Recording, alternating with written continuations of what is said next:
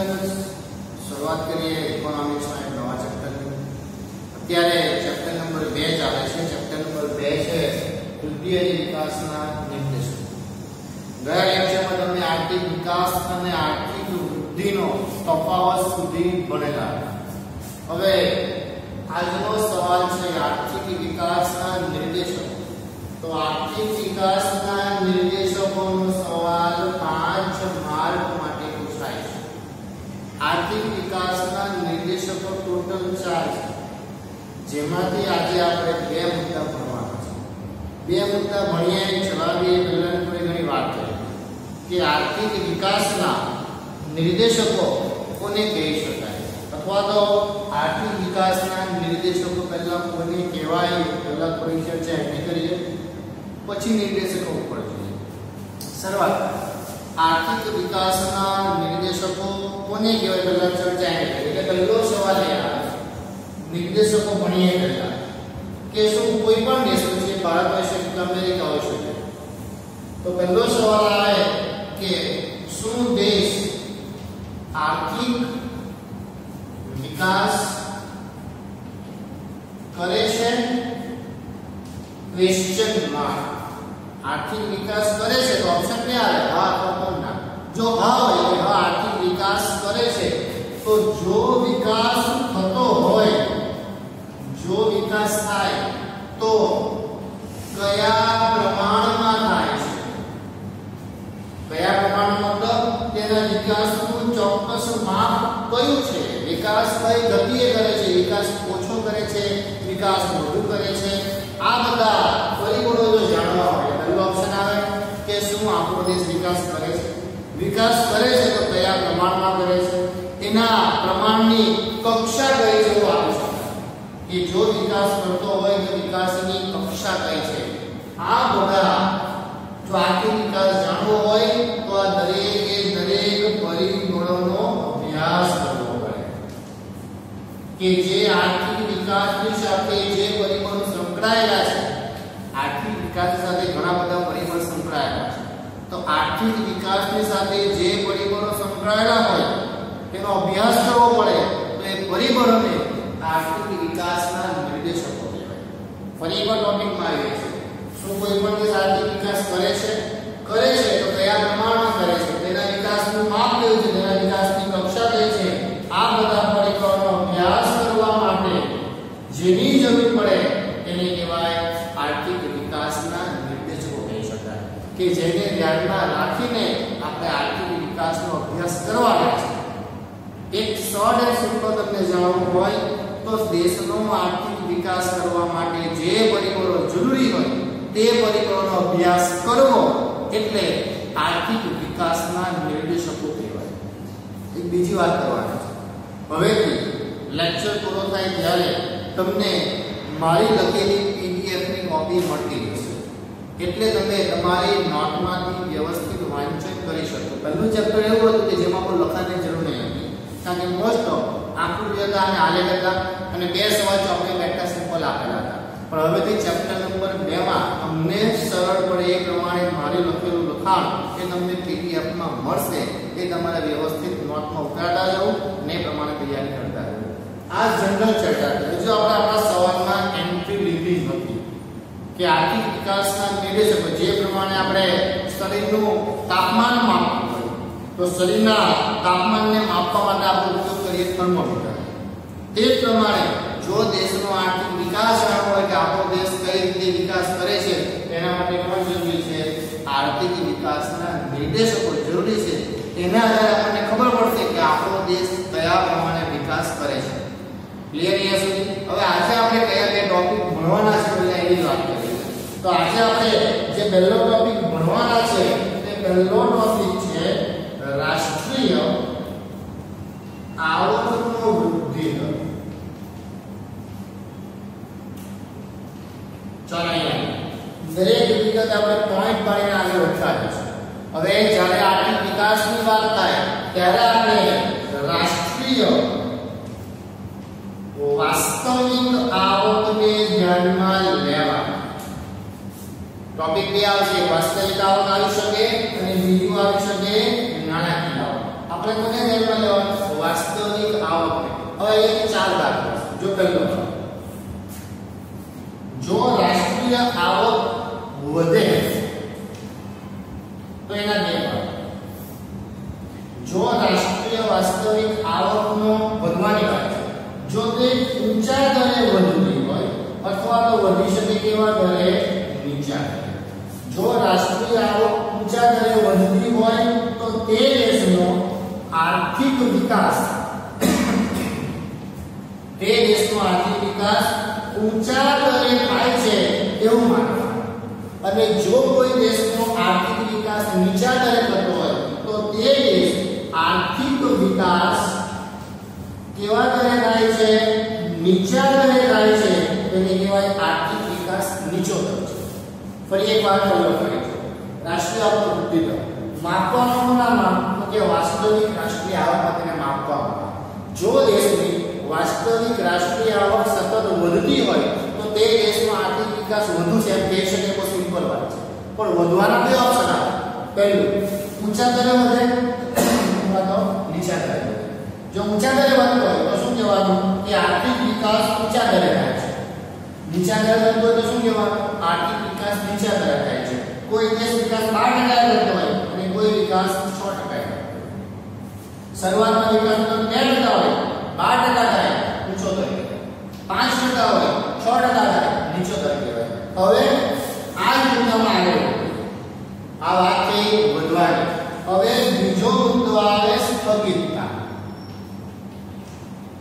સ્થગિતતા કોને કહેવાય માની લો કે કોઈ દેશ ભૂતકાળમાં 5% ના દરે વિકાસ કરતો હોય અને વર્તમાન પરિસ્થિતિમાં પણ એનો વિકાસનો દર 5% છે અંદર કોઈ પ્રમાણે ફેરફાર ન થાય અને તે સ્થિતિ કહેવાય સ્થગિતતાની સ્થિતિ કહેવાય અને છેલ્લો પોઈન્ટ એવો આવે સ્થગિતતા પછી નીચો દર અથવા તો એને કહી શકાય પડતી ભૂતકાળમાં કોઈ દેશ વિકાસ કરતો હોય 5% ના દરે અને વર્તમાનમાં થઈ જાય માત્ર 3% તો વિકાસનો દરમાં શું થાય છે નીચો દર અથવા આર્થિક વિકાસમાં શું થાય છે ઘટાડો થાય છે તો ફરી એકવાર પહેલામાં વધે 2 બીજામાં સ્થગિત થાય જેટલો એટલો જાળવી રાખે ત્રીજામાં જેટલો છે એમાં પણ શું થાય ઘટાડો થાય ફરી એકવાર પહેલો મુદ્દો ચાલે છે કે રાષ્ટ્રીય આવકનો વૃદ્ધિ દર માપવાનો આપણે તો કે રાષ્ટ્રીય વાસ્તવિક આવકમાં માપવામાં આવે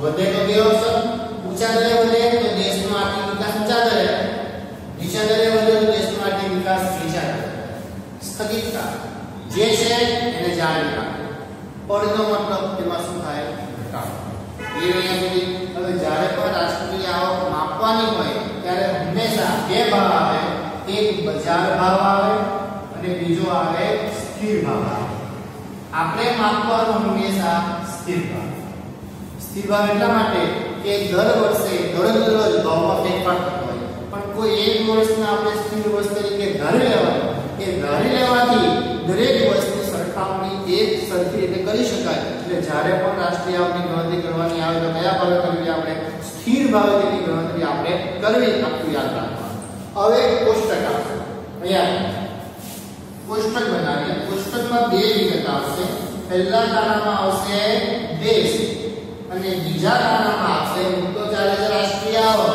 તો રાષ્ટ્રીય આવકનો વૃદ્ધિ દર ટકાવારી પહેલા શરૂઆત કરીએ દેશની કયા દેશ આવી શકે ચાલો શરૂઆત કરીએ પ્રથમ ક્રમે આવતો દેશ હંમેશા કયો હોય છે નોર્વે હોય છે નોર્વે પછીનો દેશ આપણને આપેલો છે અમેરિકા પછીનો દેશ આપણને આપેલો છે શ્રીલંકા ત્યાર પછી ચીન ત્યાર પછી ભારત અને ત્યાર પછી પાકિસ્તાન યાદ રહેશે નોર્વે અમેરિકા શ્રીલંકા ચીન ભારત અને પાકિસ્તાન હવે આંકડા ક્યાં યાદ રાખો શરૂઆત કરીએ તો કે 2.2 2.4 4.5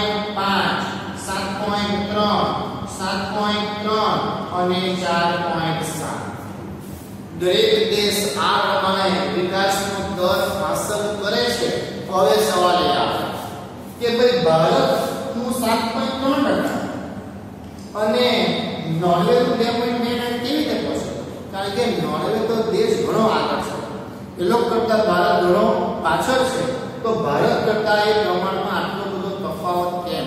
રીઝન નોર્વે અને અમેરિકા અત્યારે વિકસિત દેશો છે, એ લોકોએ ઓલરેડી વિકાસ કરી લીધો છે. હવે એ લોકો માત્ર વિકાસને ટકાવવા માટે પ્રયત્ન કરે છે, કોઈ સંજોગોમાં એને ઘટવા દેવાનો નથી. જ્યારે ભારતનો વિકાસ દર વધારે છે એટલે ભારતને કેવા દેશ કહેવાય? તો કે વિકાસમાન અર્થતંત્ર, જે વિકસિત બનવા માટેના શું કરે છે? પ્રયત્ન કરે છે. અને 7.3% ટકાવારી સારી કહેવાય કે ભારત ઉત્તરોત્તર વિકાસ કરે છે, આર્થિક વિકાસ કરે છે અને વિકસિત દેશ બનવા માટેના શું કરે છે? પ્રયત્ન કરે છે. ઉપરના જે દેશો છે એ લોકોનું પ્રમાણ ભલે ઓછું છે પણ એ લોકોએ ભૂતકાળમાં વિકાસ કરી લીધો છે. હવે એ લોકોએ માત્ર તેને શું કરવાનું છે? જાળવવાનું છે. ક્લિયર અહીંયા સુધી? આ વાત પૂરી થઈ તો કે દેશ અને રાષ્ટ્રીય આવકનો વૃદ્ધિ દર એનો અંક યાદ રાખો. પહેલા દેશ શરૂઆત કરી તો કે નોર્વે, અમેરિકા, શ્રીલંકા, ચીન, ભારત અને પાકિસ્તાન. અંક છે 2.2, 2.4, 4.5, 7.3, 7.3 અને કેટલા? 4.7. અહીંયા સુધીનો પહેલો પોઈન્ટ. હવેનો સવાલ આવે છે કે રાષ્ટ્રીય આવકની કઈ કઈ મર્યાદા હોય છે? એટલે એમાં પહેલો મુદ્દો આવશે કે રાષ્ટ્રીય આવકની ગણતરીની મુશ્કેલી આવે. આ સેમ પોઈન્ટ 11મા ધોરણમાં રાષ્ટ્રીય આવકની ગણતરીમાં આવી ગયો કે જ્યારે રાષ્ટ્રીય આવકની ગણતરી કરવી હોય ત્યારે કઈ કઈ મુશ્કેલી નડી શકે. લગભગ આપણને યાદ હશે એમાં પહેલો મુદ્દો આવે બેવડી ગણતરી. યાદ હોય તો બેવડી ગણતરી કે લોખંડમાંથી યંત્ર બનાવવું હોય તો આપણે મૂલ્ય સીધું તૈયાર યંત્રોનું કરવાનું જેથી લોખંડની ગણતરી વ્યવહાર ન થઈ શકે. એટલે પહેલો મુદ્દો આવશે બેવડી ગણતરી. ચાલો ત્યાર પછી મુદ્દો આવશે તો કે ઘસારો ગણવાની પદ્ધતિ. ઘસારો ગણવાની પણ ઘણી બધી પદ્ધતિ આવે છે. એમાંથી કઈ પદ્ધતિનો ઉપયોગ થાય છે તે વિગત આપણે યાદ રાખવાનું. ત્યાર પછી આવે સ્વ વપરાશની વસ્તુ કે જે વસ્તુનો ઉપયોગ કુટુંબ પોતાના માટે કરી લેતા હોય. ત્યાર પછી મુદ્દો આવે કર ચોરી અને કર ટાળોની પ્રવૃત્તિ. જે લોકો કર ભરવા માંગતા ન હોય એની વાત કરે છે. કર ચોરી અને કર ટાળોની પ્રવૃત્તિ. ત્યાર પછી આવી શકે તો કે નિરક્ષરતા. જે વ્યક્તિ અભણ છે તે વિચારતો હોય કે ભાઈ મારે ટેક્સ ભરવો જ શા માટે? મારી આવક છે, હું કમાઉં છું, સરકારને શા માટે આપવું મારે? એ પરિબળનો ભાગ ભજવી શકે. કર ચોરી અને કર ટાળવાની પ્રવૃત્તિ. ત્યાર પછી આવી શકે ગેરકાયદેસરની આવક. ગેરકાયદેસરની આવક. આ બધી પ્રવૃત્તિને કારણે સાચી રાષ્ટ્રીય આવક જાણી શકાતી નથી કે જેથી કરીને ગણતરીમાં શું પડે છે? મુશ્કેલી. કોણ કોણ આવી શકે? કે બેવડી ગણતરી, ઘસારો ગણવાની પદ્ધતિ, સ્વ વપરાશ માટે જે વસ્તુ લેવાય તેની વાત છે, કર ચોરી અને કર ટાળવાની પ્રવૃત્તિ, નિરક્ષરતા અને ગેરકાયદેસરની આવક. આટલી વિગતને કારણે કોઈ પણ દેશ પોતાની સાચી રાષ્ટ્રીય આવક જાણી શકતું નથી. પહેલો મુદ્દો ગણતરીની મુશ્કેલી. ચાલો ત્યાર પછી બીજી મર્યાદા પર આવે. હવે બીજી મર્યાદા આવશે વસ્તી. હવે વસ્તીમાં બે ભાગ આવશે. જો એક બાજુ લખીએ વધુ, એક બાજુ લખીએ ઓછું, અથવા તો એક બાજુ લખીએ આપણે રાષ્ટ્રીય આવક અને બીજી બાજુ આપણે દર્શાવીએ દેશની વસ્તી. રાષ્ટ્ર એનાથી વધુ આવે છે. જો એક બાજુ લખીએ આપણે વસ્તી અને બીજી બાજુ લખીએ આપણે રાષ્ટ્રીય આવક અને બીજું લખીએ આપણે વિકાસ. જો દેશની વસ્તી વધુ હોય એટલે કે પ્લસ, જો દેશની રાષ્ટ્રીય આવક પણ વધુ હોય, જો દેશની વસ્તી વધારે હોય, રાષ્ટ્રીય આવક પણ વધારે હોય તો તે દેશનો વિકાસ થાય. બધું ઓકે છે. બીજો પરિબળ, જો દેશની વસ્તી વધુ હોય, રાષ્ટ્રીય આવક કેવી હોય?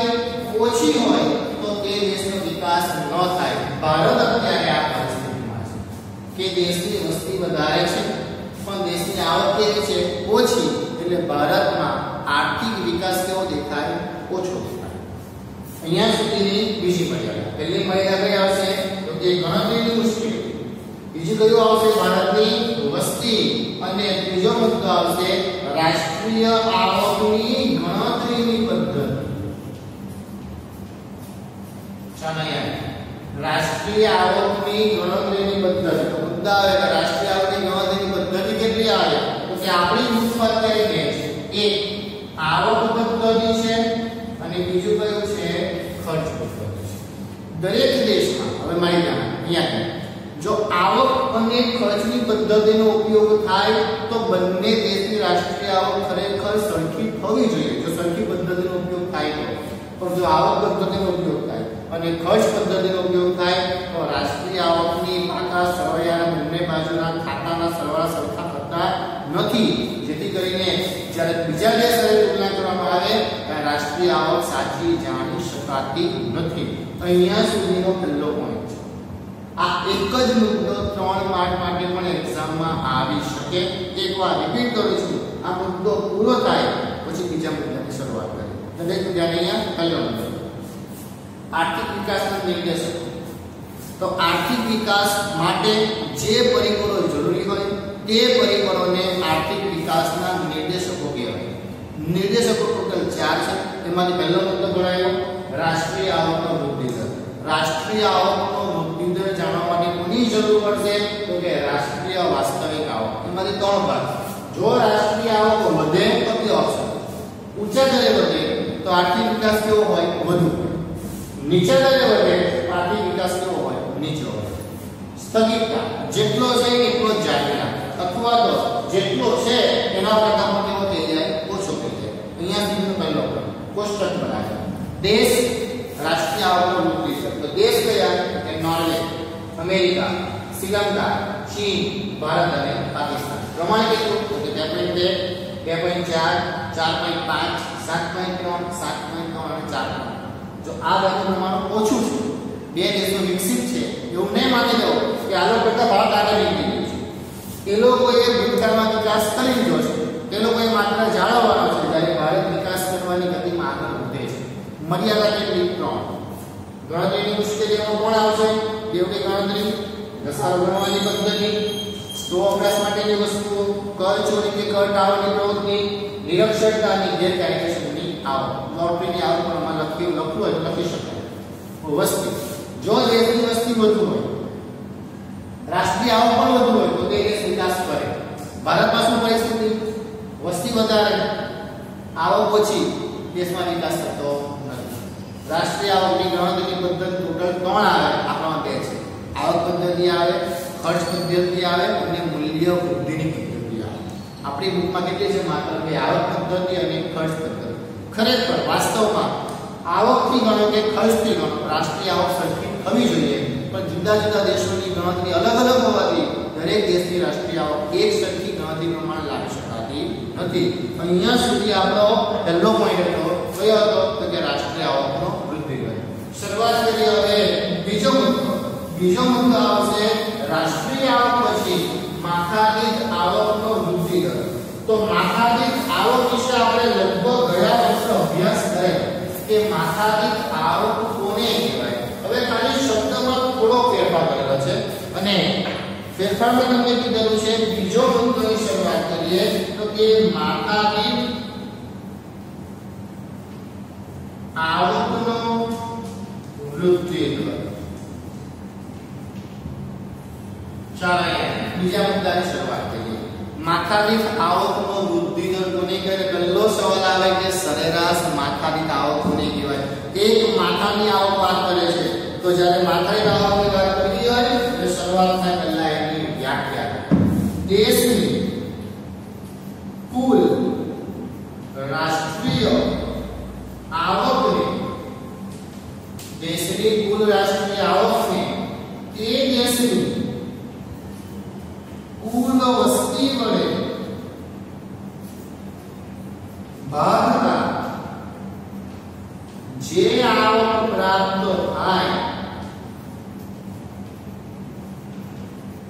તેને સરેરાશ માથાદીઠ આવક કહે છે. चलो पहलो पॉइंट आवश्यक पहलानी व्याख्या કે દેશની જે કુલ રાષ્ટ્રીય આવકને તે દેશની કુલ વસ્તી વડે ભાગતા જે આવક પ્રાપ્ત થાય તો તેને શું કહેવાય? સરેરાશ માથાદીઠ આવક. હવે એક સવાલ આવે કે જેની ચર્ચા કરેલી છે સંયુક્ત રાષ્ટ્ર સંઘ. તમારી બુકમાં એના માટે બીજું નામ આપેલું છે, સંયુક્ત રાષ્ટ્ર સંઘનું નામ જણાવ્યું નથી. સંયુક્ત રાષ્ટ્ર સંઘ એવું કહે છે કે આ બેમાંથી બેસ્ટ, જ્યારે દેશનો વિકાસ માપવો હોય કે બે દેશોમાં કોણ વધારે ચડિયાતું છે તો બેમાંથી કયું માપદંડ યોગ્ય? સવાલ પૂછાય કે રાષ્ટ્રીય આવકનો વૃદ્ધિ દર અને માથાદીઠ આવકનો વૃદ્ધિ દર એમાંથી ચડિયાતું કોણ? તો બેમાંથી ચડિયાતું છે માથાદીઠ આવકનો વૃદ્ધિ દર, કારણ કે તે પ્રજાનું જીવન ધોરણ દર્શાવે છે. રીઝન જણાવે. પહેલા શરૂઆત કરીએ, માની લો કે એક બાજુ રાષ્ટ્રીય આવક છે અને બીજી બાજુ છે માથાદીઠ આવક. માની લો કે દેશ ભૂતકાળમાં વિકાસ કરતો 6% ના દરે અત્યારે વિકાસ કરે છે 8%, એટલે પરિસ્થિતિ સારી કહેવાય કે ભાઈ દેશનો વિકાસ બહુ સારો થાય છે. પણ આનાથી દેશના દરેક લોકોનું કલ્યાણ થાય છે એ સ્પષ્ટ નથી. એક સિમ્પલ વાત છે કે અંબાણીનો નફો વધે તોય આપણો વધારો થઈ શકે, તો લગભગ સામાન્ય લોકોનો વિકાસ ન થતો હોય. જ્યારે હવે પરિસ્થિતિ ઊંધી છે. ઉદાહરણ તરીકે આપણા દેશના લોકોની માથાદીઠ આવક એક મહિનાની આવક માની લો કે દરેક લોકોની 3500 રૂપિયા છે, એ વધીને કાંઈ 3700, તો માનવામાં આવે કે નહીં લોકોની આવકમાં શું થાય છે? વધારો. એટલે જ્યારે તેની તુલના કરવાની આવે ત્યારે રાષ્ટ્રીય આવક કરતા માથાદીઠ આવકનો વિકાસ એ પ્રજા માટે સારી બાબત કહેવાય અને તેમાં પણ બજારના સ્થિર ભાવોને જ ગણતરીમાં લેવામાં આવે છે. પછીનો મુદ્દો, આગળના મુદ્દાની એમ સેમ આવે કે જો માથાદીઠ આવકનું પ્રમાણ વધુ હોય તો તે દેશનો આર્થિક વિકાસનો દર કેવો હોય? વધુ હોય. જો તે સ્થગિત હોય એટલે કે સ્થિર હોઈ શકે અથવા તો કેવો હોઈ શકે? ઓછો હોઈ શકે. જો માથાદીઠ આવક ઓછી તો આર્થિક વિકાસ ઓછો, માથાદીઠ આવક વધુ તો દેશનો આર્થિક વિકાસ કેવો? વધુ. એની એક પરિસ્થિતિ જળવાય એટલે કેવી પરિસ્થિતિ કહેવાય? સ્થગિતતાની. એ સેમ આગળના મુદ્દાની જેમ આપણે લખાણ લખી વેણ્યા સુધી. તો પહેલા મુદ્દા બીજા મુદ્દામાં કેટલી વસ્તુ પડે? માથાદીઠ આવક પહેલા કે દેશની કુલ રાષ્ટ્રીય આવકને તે દેશની કુલ વસ્તી વડે ભાગતા જે આવક પ્રાપ્ત કરી ગઈ માથાદીઠ આવક. હજી સવાલ આવે બેમાંથી બેસ્ટ કોણ કહે છે? એવું સંયુક્ત રાષ્ટ્ર સંઘ કે બેમાંથી જો તમારે વિકાસનો સાચો માપદંડ કરવાનો, કારણ કે તેમાં પ્રજાનું જીવન ધોરણ ધ્યાનમાં લેવામાં આવે છે. ક્લિયર? જો માથાદીઠ આવક વધુ તો દેશનો આર્થિક વિકાસ વધુ થાય, સ્થિર રહે તો સ્થગિતતા કહેવાય, ઓછો હોય તો તે દેશનો વિકાસ કેવો છે? ઓછો છે એમ કહી શકાય. ચાલો હવે આવે છે એક કોષ્ટક. ચાલો કોષ્ટકમાં લગભગ 3 ખાના આવશે. પહેલું આવશે દેશ, પછી આવશે માથાદીઠ આવકનો વૃદ્ધિ દર અને ત્યાર પછી આવશે તેની ટકાવારી. હવે આટલા પહેલા કરતા મોડે લેવાનો અઘરા છે, યાદ કરતા જઈએ. દેશ જે આગળ આપણે લખેલા ને સેમ એ જ ક્રમમાં આપણે લખવાના છે. એટલે પહેલા ક્રમે કયો દેશ આવતો હતો? તો કે નોર્વે. નોર્વે પછી અમેરિકા, શ્રીલંકા, ચીન, ભારત, છેલ્લે આવશે કોણ? એ પાકિસ્તાન. ચાલો શરૂઆત કરીએ નોર્વે.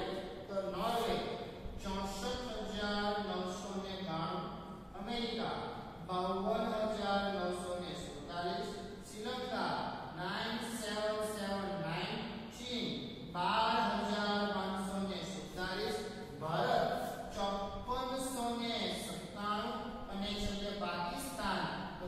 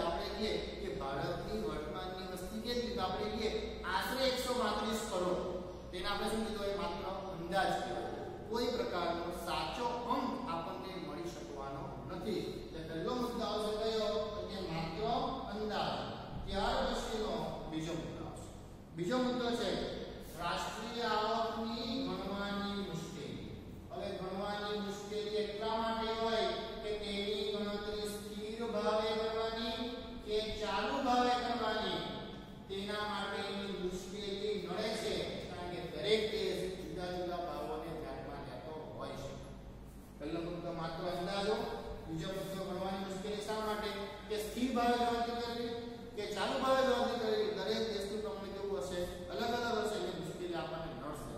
ત્યાર પછી ત્રીજો મુદ્દો આવશે. પહેલો મુદ્દો માત્ર અંદાજો, બીજો ગણવાની પદ્ધતિ. હવે શરૂઆત કરીએ ત્રીજો મુદ્દો. ત્રીજો મુદ્દો છે માથાદીઠ આવક તે માત્ર સરેરાશ દર્શાવે છે.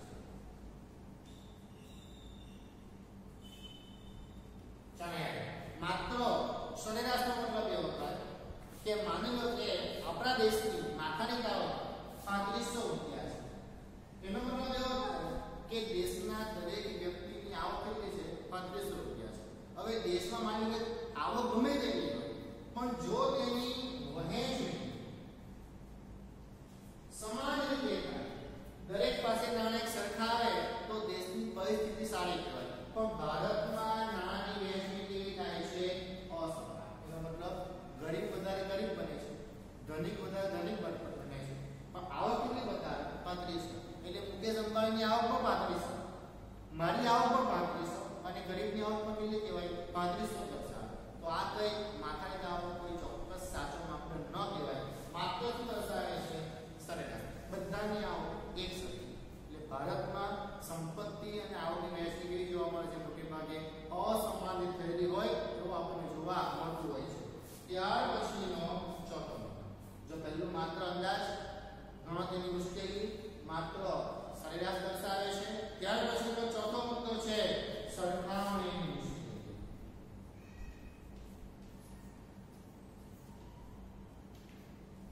ચાલો સરખામણી કરવાની કોની સાથે? અહીંયા તો સરખામણીમાં બીજા દેશ સાથે કરવાની. જ્યારે આપણા દેશની તુલના માની લો કે આપણે ચીન સાથે કરવાની હોય તો ભારતનું ચલણ રૂપિયો હોય, ચીનનું ચલણ કંઈક અલગ હોય, તો બંને દેશે પોતાના ચલણને પહેલા ડોલરમાં કન્વર્ટ કરવાનું. હવે દરેક દેશનું ચલણ, દરેક દેશનો ભાવ દિવસે દિવસે બદલાતો હોય. તેમની બંનેની રાષ્ટ્રીય ગણવાની પદ્ધતિ કેવી હોય? અલગ અલગ હોય. બીજા દેશમાં કન્વર્ટ કરો, ગણતરીની પદ્ધતિ પાછી અલગ અલગ. એટલે બે દેશ જે તુલના કરતું હોય કે ભારત કરતા ચીન આગળ છે, ચોક્કસ કેટલું આગળ છે તે જાણી શકાતું નથી. રીઝન એક જ કે દરેક દેશના ચલણને પહેલા શેમાં કન્વર્ટ કરવા પડે? અમેરિકન ડોલરમાં કન્વર્ટ કરવા પડે. અને દરેક દેશની ગણતરીની પદ્ધતિ કેવી હોય? અલગ અલગ હોય. એટલે ચોક્કસ માપદંડ મળી શકતું નથી. પાંચમા મુદ્દામાં કોઈ સીધો પેટા પોઈન્ટ, એમાં તમારે સીધું લખવાનું છે કે માથાદીઠ આવક એ ચોક્કસ નિર્દેશક નથી. એનું રીઝન એક જ છે, જે માત્ર દર્શાવે છે સરેરાશ, કે જેના દ્વારા દરેક દેશના દરેક વ્યક્તિની સાચી પરિસ્થિતિ જાણી શકાતી નથી. એનું રીઝન એક જ છે કે દરેક દેશની આવક, દરેક દેશના લોકોની આવક ભારતને એ બતાવે એક સરખી. આપણે વાત કરીએ આગળ કે 3500 રૂપિયા છે તો દેશના દરેક લોકોની આવક એ બતાવે છે 3500, જેને સાચો નિર્દેશક નહીં કહી શકાય કે જેના દ્વારા બજારની સાચી પરિસ્થિતિ આપણે જાણીશું. વેરીફાઈ કરીશું. બીજો મુદ્દો ચાલે છે માથાદીઠ આવકનો વૃદ્ધિ દર. તો દેશની કુલ રાષ્ટ્રીય આવકને વસ્તી વડે ભાગવાની જે આવક તેને શું કહેવાય? માથાદીઠ આવક. એમાંથી ટેસ્ટ કોણ? તો કે માથાદીઠ આવક. પોઈન્ટ આવશે કે જો દેશની માથાદીઠ આવક વધુ, આર્થિક વિકાસ વધુ. સ્થિર, સ્થગિત. ઓછો તો તે દેશનો વિકાસ કેવો કહેવાય? ઓછો. કોષ્ટક નોર્વે, અમેરિકા, શ્રીલંકા, ચીન, ભારત, પાકિસ્તાન. યાદ રાખવું હોય તો 64992, 52947, 9779. ત્યાર પછી ચીન તો કે 12547, ભારત 5497, પાકિસ્તાન 4866. ઠીક. 1.1, 1.6, 3.5, 6.7, 6 અને છેલ્લે 2.6.